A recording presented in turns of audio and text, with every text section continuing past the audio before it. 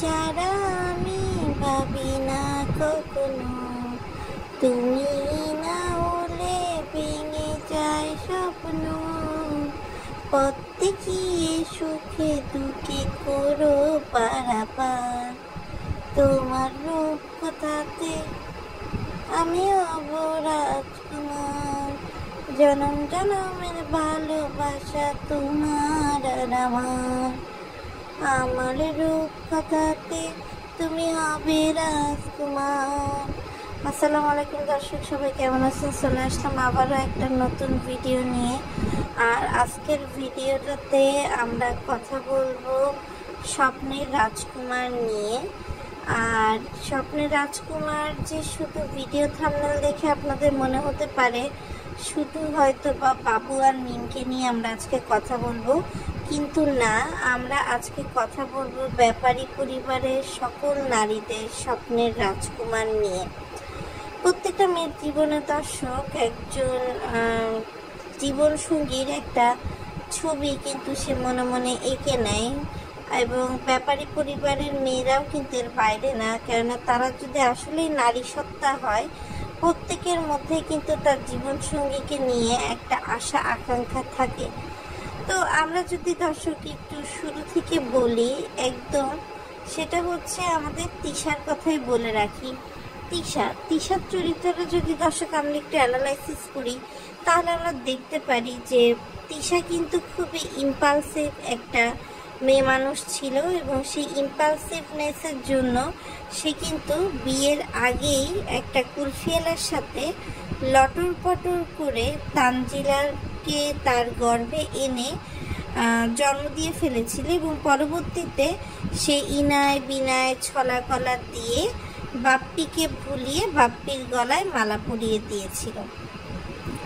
এরপর থেকে বাপ্পির টাকা পয়সার গরম বলেন আর ধরন বলেন, সব কিছু মিলায় তিশা কিন্তু এখনো বাপ্পির কাছে আটকা পড়ে আছে। তবে হ্যাঁ, তিশারও যে পা পিছলায়নি বিয়ের পর তা না।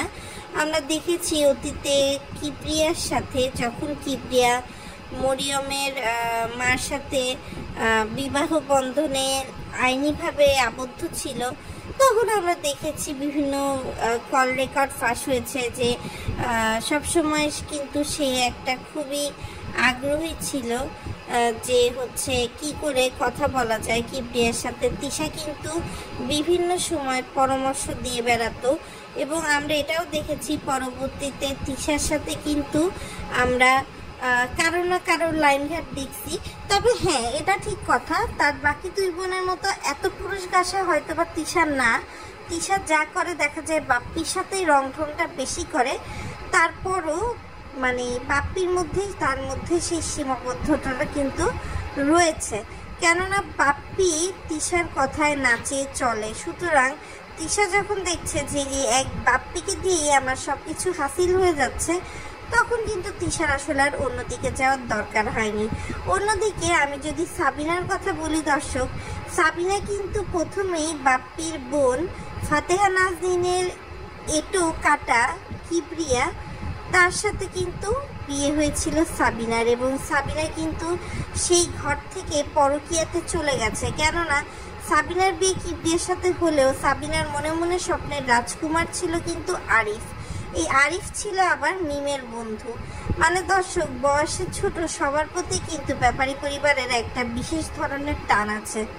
এরপর যদি বলি দর্শক, এই একইভাবে আপনার যখন মিমের বিয়ে সানির সাথে হয়, তখন আমরা দেখি মিমের কিন্তু 16 কলা রং ঢং ছিল তার দুলাভাই বাপ্পির সাথে, এবং একইভাবে সেই সময় কিপ্রিয়া যেহেতু তার মেজ দুলাভাই ছিল, কিপ্রিয়ার সাথেও কিন্তু তার একটা টান ছিল।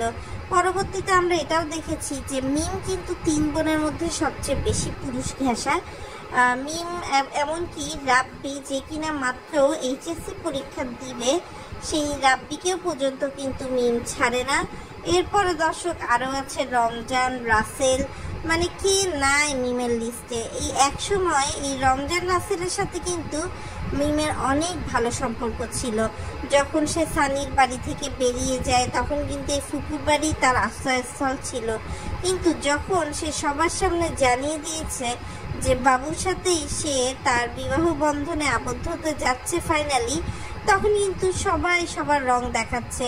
এখন তার বড় ফুফাতো ভাই রাসেল তার নিজের চ্যানেল প্রমোট করার জন্য শারমিন আর বেলালের পা চেটে বেড়াচ্ছে।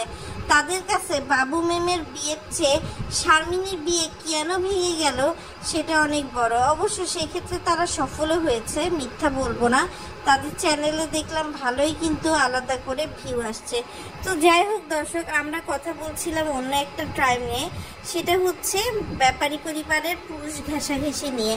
এর পরবর্তীতে আপনারা ভালো করে দেখবেন তানজিলা কিন্তু বাবুর সাথে ছোটবেলা থেকেই মানে যবে থেকে এরা ব্লগিংয়ে এসছে তবে থেকে কিন্তু বাবুর সাথে তুইতুকারি সম্পর্ক দিয়ে একটা অন্যরকম সম্পর্ক তানজিলার গড়ে উঠেছিল।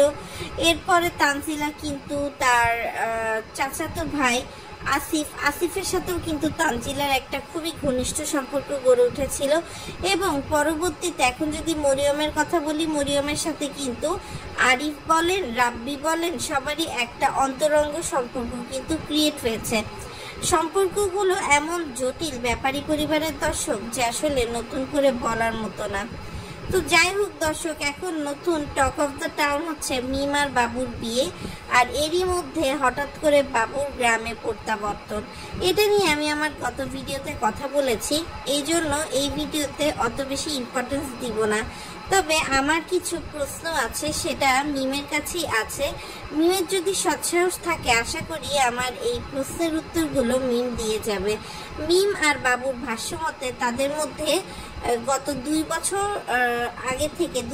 আগে থেকে দর্শক তাদের মধ্যে হচ্ছে প্রেমের সম্পর্কটা শুরু হয়। তার আগ পর্যন্ত তাদের মধ্যে এরকম কোনো কিছুই ছিল না। তো গত 2 মাসের যদি আমরা রিক্যাপ করি দর্শক, গত 2 মাস আগেই কিন্তু ফেব্রুয়ারি মাসের দিকে 2 মাস আগে ফেব্রুয়ারি মাসের দিকেই কিন্তু আপনার মিম ভাড়া নিয়ে এসছে। ফেব্রুয়ারি, মার্চ, এপ্রিল, তো মিম আর বাবুর ভাষ্যমতো 2 মাস হলে মার্চ, এপ্রিল, এই 2 মাস যদি প্রেম হয় তাহলে ফেব্রুয়ারি মাসে প্রেম ছিল না। তো প্রেম না থাকাকালীন মিম সিঙ্গেল মাদার হয়ে কেন এত সুন্দর করে বেডরুম সেট কিনলো? তারপর এই যে তানজিলার বিয়ে গত ডিসেম্বরে হলো, সেই ডিসেম্বরে কেন তারা তানজিলার বিয়েতে বাবুর জন্মদিন পালন করে কেক কাটাকাটি করলো, যেটা তানজিলার বান্ধবীরাই কিন্তু বলে দিয়েছিল। আপনারা তানজিলার বিয়ের ভিডিওগুলো, গায়ে হলুদের ভিডিওগুলো বা অন্যান্য ভিডিওগুলোতে মিম আর বাবুর যে অন্তরঙ্গতা সেটা দর্শক ভালো করে খেয়াল করবেন। এটা যদি আপনারা ভালো করে খেয়াল করতে পারেন অনেক কিছুই কিন্তু আপনাদের কাছে ক্লিয়ার হয়ে যাবে। আরেকটা বিষয় দর্শক খেয়াল করলাম, সেটা হচ্ছে এই ব্যাপারী পরিবারের অন্যতম মেয়ে হচ্ছে শারমিন। এই শারমিনের একটা বিয়ে ঠিক হয়েছিল, কথাবার্তা আগাচ্ছিল। কথা ছিল যেহেতু শারমিনের বাবা রিসেন্টলি মারা গেছেন, সেক্ষেত্রে আমাদের প্রিয় কোহিনুর বেগমের স্বামী করিম ব্যাপারী মেয়ের পক্ষের লোক হয়ে ছেলে পক্ষের কাছে খোঁজ নিতে যাবে।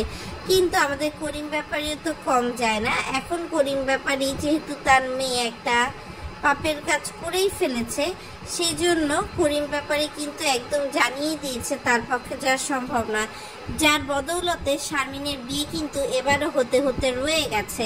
শারমিন ভাব দেখাচ্ছে তারা ছেলে পক্ষের কাছ থেকে টাইম নিচ্ছে, সম্পূর্ণটা তাদের উপর নির্ভর করছে। কিন্তু আমার কথা, কোনো ভদ্র ছেলে বা ভালো ছেলে এতদিন পর্যন্ত কিন্তু আসলে ওয়েট করার কথা না। শারমিন নিজের রিজেকশনটাকে এমনভাবে দর্শকদের সামনে তুলে ধরছে যে যেন কিছুই হয়নি। আরেকটা বিষয় দর্শক না বললেই না, যেটা আসলে সবাই বলছে, তো সবাই যেহেতু বলছে তো সেটা আমার পার্সপেক্টিভ থেকেও বলা উচিত।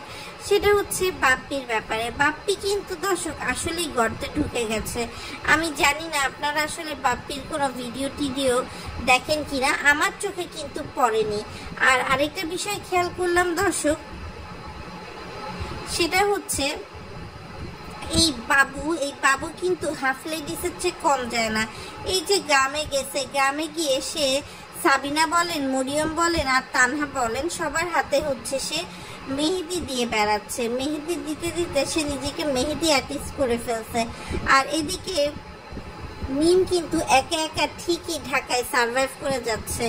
মিম যে রিজনিংটা দিয়েছিল যে আসলে তার জীবনে কোনো লাইফ পার্টনার ছাড়া চলাই অসম্ভব, এখন কিন্তু জিনিসটা হয়ে গেছে অন্যরকম। কেননা বাবুকে ছাড়া কিন্তু দিব্যি মিমের চলে যাচ্ছে। আরেকটা বিষয় দর্শক খেয়াল করে দেখলাম, এই ব্যাপারী পরিবারের সবারই আসলে এক একটা করে ইউটিউব চ্যানেল আছে এবং সেই ইউটিউব চ্যানেলগুলো ভালোই গ্রো হয়। তো আপনারা যারা আমরা আপনাদের সামনে এই ব্যাপারী পরিবারের সত্যতা তুলে ধরি, আপনারাও কিন্তু চাইলে আমাদেরকে একটু বেশি বেশি করে সাপোর্ট দিয়ে দিতে পারেন দর্শক। বেশি বেশি করে লাইক, কমেন্ট, শেয়ার করে দিতে পারেন আমাদের চ্যানেলের ভিডিওগুলো। এবার আসি মধ্য কথায়। গতবার পর্যন্ত তানজিলা পাপ করেছে এবং তিশাও সেই পাপে কিন্তু অংশগ্রহণ করেছে, কিন্তু এবার মিমের ক্ষেত্রে তিশা আর সেই পাপে অংশ নিতে চায় না বা অংশীদারিত্ব চায় না। এই জন্য তিশা পারলে দৌড়ে ভেঙে যায়। তারপরও যেহেতু ইউটিউবের মতো প্ল্যাটফর্মে আছে, দৌড়ে তো ভাগতে পারে না। এই জন্য তিশা কিন্তু এক প্রকারে তার ভিডিওগুলোতে মিম আর বাবুর এই সম্পর্কগুলো কিন্তু এক প্রকার এড়িয়ে চলছে বললেই ধরে নেওয়া যায়।